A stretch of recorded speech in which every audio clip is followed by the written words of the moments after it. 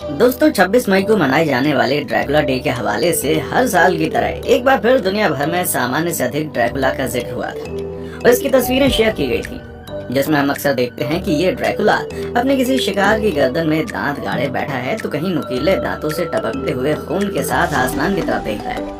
ये वाकई में एक डरा देने वाला किरदार है। हालांकि दुनिया भर में बहुत से लोग इस किरदार से प्रभावित होकर अपने आसपास में ऐसी घटनाओं का जिक्र करते रहते हैं जैसे लगता है कि वाकई ड्रैकुला नाम की कोई चीज अस्तित्व में है। हालांकि दोस्तों वास्तव में ऐसी किसी भी जीव का दुनिया में होने का परिणाम नहीं मिलता। यह ड्रैकुला जिससे लोग इतना प्रभावित होते हैं दरअसल में एक काल्पनिक किरदार है। इस किरदार की शुरुआत 26 मई 1897 में ब्रेम स्टोकर के उपन्यास के प्रकाशन के बाद हुई, जिसमें खून पीने वाले काल्पनिक किरदार ड्रैकुला का परिचय हुआ था। ड्रैकुला का एक किरदार शायद काल्पनिक था, लेकिन ड्रैकुला नाम बिल्कुल काल्पनिक नहीं था। इतिहास में ड्रैकुला कहलाने वाला एक क्रूर शहजादा गुजरा है जिसने अपने समय की सुपर पावर के सुल्तान को चुनौती देने की हिम्मत की। एक तरफ ये राजकुमार अपने अत्याचार की वजह से बदनाम हुआ तो दूसरी तरफ उसे रोमानिया में राष्ट्रीय नागरिक का दर्जा मिला। चलिए आज के इस वीडियो हम इसी राजा जैसे ड्रैकुला का खिताब दिया गया उसके बारे में विस्तार से जानते हैं। ये जो दृश्य आप देख रहे हैं ना, ये एक मैदान का था जहाँ एक मील इलाके में हर तरफ अर्धगोले की शक्ल में लगभग 20,000 लाशें पड़ी हुई थी, जिनमें से हजारों लाशें जमीन में गड़े हुए भालों पर गड़ी थी। जी हाँ, ये तुर्क कैदियों की कटी फटी लाशें थी जो कि भालों में पिरोई हुई थी। इनमें से दो सबसे ऊंचे भालों पर उस्मानिया सल्तनत के क्षेत्रीय अधिकारी हमजा पाशा और यूनानी कैटावोलिनोस की लाशें थीं, जिनकी मौत को कई महीने बीत गए थे।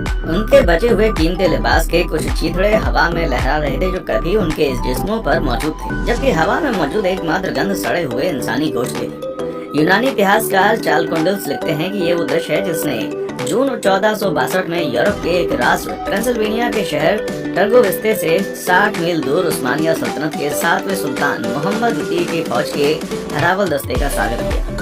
दरअसल उस्मानिया सल्तनत के अधीन राज्य वालीचिया की तरफ से वार्षिक टैक्स न आने और इसके बाद उनके अधिकारी व्लाद ड्रैकुला की तरफ से हिंसात्मक कदम उठाने की वजह से सुल्तान मोहम्मद ने साल 1462 में डेन्यूब नदी पर जाकर शांति स्थापित करने का आदेश दिया था।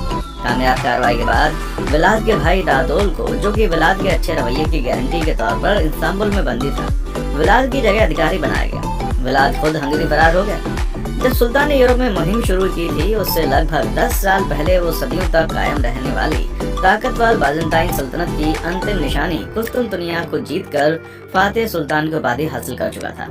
उनकी सल्तनत एक से अधिक महासागरों में फैल गई थी। अपने आप को सिकंदर आजम जैसे विजेताओं की पंक्ति में देखने वाले सुल्तान की नजरें अब यूरोप में दूर दूर तक थी। साल 1462 में इस मुहिम में उनका निशाना उस्मानिया सल्तनत के अधीन राज्य वालीचिया के शासक व्लाद ड्रैकुला थे, जो कि इतिहासकारों के अनुसार 3 साल से सुल्तान के सामने टैक्स जमा करने के लिए हाजिर नहीं हुए थे। इसे वो सबक सिखाने के लिए फौज निकली थी, जिसके हरावल दस्ते पर घात लगाकर हमला किया गया और सैनिकों को मारने के बाद उनकी लाशों को भालों में पिरो दिया गया। व्लाद को अपने ऐसी जालिमाना अंदाज के लिए जाना जाता था। उसके खिलाफ जो भी गया उसको भयानक मौत देता था। लोग कहते हैं उसका कोई ऐसा दिन नहीं गुजरा जब उसने खून देखा ना हो। बिना खून देखे उसे नींद नहीं आती थी। इतना ही नहीं, एक बार की बात है, कुछ तुर्क शासक के राजदूत व्लाद से मिलने रोमानिया आए। उन्होंने पगड़ी पहन रखी थी। यह पहनावा व्लाद को अच्छा नहीं लगा। तत्काल ही उन्हें पगड़ी उतारने का आदेश दिया। तुर्की राजदूतों ने ये कहकर पगड़ी उतारने से मना किया कि ये हमारी संस्कृति और धार्मिक परंपरा है। इस तरह का तर्क व्लाद को बिल्कुल अच्छा नहीं लगा। व्लाद ने कहा कि अब आपके सिर पर पगड़ी हमेशा रहेगी। व्लाद ने अपने सैनिकों को आदेश दिया कि उनके सिर पर कीलें ठोक दी जाए। व्लाद द्वारा दी जाने वाली सजा में शामिल ये तरीका भी बहुत क्रूर था। जिस इलाके में व्लाद के ज्यादा दुश्मन होते वो वहाँ कुएं में विष मिला दिया करता ताकि उनके दुश्मन पानी पीते ही मर जाएं।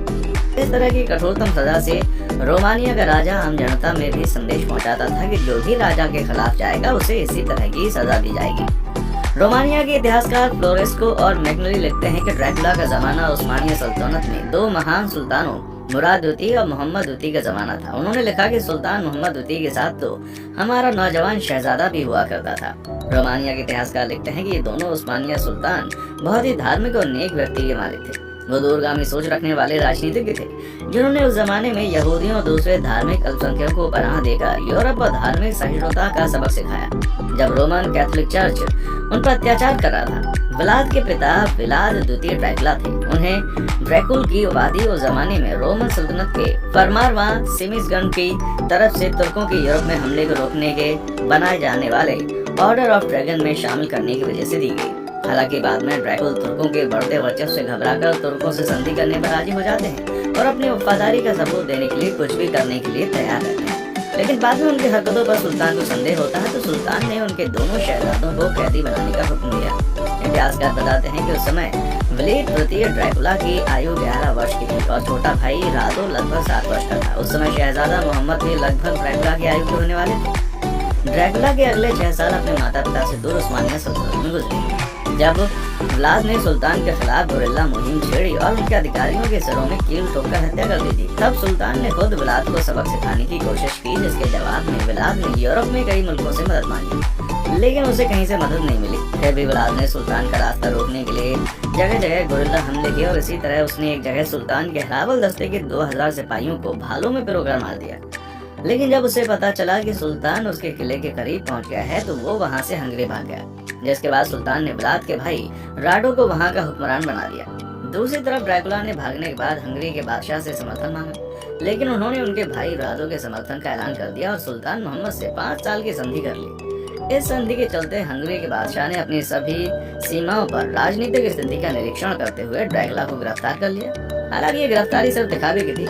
ड्रैकुला को पोप के आदेश पर और ईसाई मुल्क के हुक्मरानों के कहने पर उसे सिर्फ नाम का कैदी रखा गया, बल्कि उसे सारी सहूलतें दी जाती थी जो राजा को मिलती थी। इसी बीच ड्रैकुला के भाई रादो के हाथ वालिचिया की सत्ता निकल गई और सन 1475 में उनकी मौत हो गई। हंगरी ने भी इस अवसर पर ड्रैकुला को दोबारा तख्त पर बैठाने के बारे में सोचना शुरू कर दिया, क्योंकि हंगरी की तुर्कों के साथ 5 साल की संधि का समय बीत गया था। ड्रैकुला ने हंगरी के बादशाह के साथ बोस्निया में तुर्कों के खिलाफ फिर से मुहिम में हिस्सा लिया और कामयाबी हासिल की। इतिहासकार लिखते हैं कि हंगरी के बादशाह मैथियस ने उनसे ऑर्थोडॉक्स छोड़कर कैथोलिक धर्म अपनाने का वादा कराया और उनके तीसरी बार वालिचिया का शासक बनने का समर्थन किया। ड्रैकुला नवंबर 1476 में आखिरी बार गद्दी पर बैठा और जब तुर्कों को पता चला तो उन्होंने अगले ही महीने दिसंबर में ड्रैकुला के खिलाफ जंग छेड़ दी और इस बार ड्रैकुला भागने में कामयाब न हो सका। तुर्क फौज ने चारों तरफ इसे घेर लिया और लड़ाई में तुर्कों ने इसको खत्म कर दिया। इंसाइक्लोपीडिया के अनुसार ड्रैकुल शब्द लैटिन भाषा के ड्राकू शब्द से आया, जिसका अर्थ है ड्रैगन, और ड्रैकुला का अर्थ है ड्रैकुल का बेटा। इस तरह व्लाद द्वितीय ड्रैकुल के बेटे का नाम हुआ व्लाद तृतीय ड्रैकुला। इतिहासकार ड्रैकुला की उपाधि और भी कई वजह से बताते हैं, जिनमें से एक है रोमानिया भाषा में ड्रैकुल का अर्थ डेविल होता है, क्योंकि 15वीं सदी के यूरोप में व्लाद ने अपने दुश्मनों पर अत्याचार की वजह से ख्याति पाई। यहीं पर यह भी लिखा है कि इतिहासकारों के एक समूह का यह भी मानना है कि ब्रेम स्टोकर ने दुनिया भर में मशहूर उपन्यासकार ड्रैकुला असल में यही व्लाद है, क्योंकि व्लाद ड्रैकुला एक ऐसा राजा था जिसका भयानक चेहरा था, बड़े दांतों से आदमी का खून पीने वाला शैतान जैसा चेहरा था। इस तानाशाह का नाम लेते ही लोगों के बदन में सिहरन दौड़ जाती है। इसे ड्रैकुला के नाम से इसलिए बुलाते हैं क्योंकि उसने वेलेंसिया के करीब 1 लाख लोगों को यातनाएं देकर मौत के घाट उतारा था। शायद इसीलिए फिल्मों में ड्रैकुला का किरदार इसी से प्रेरित होकर लिया गया है।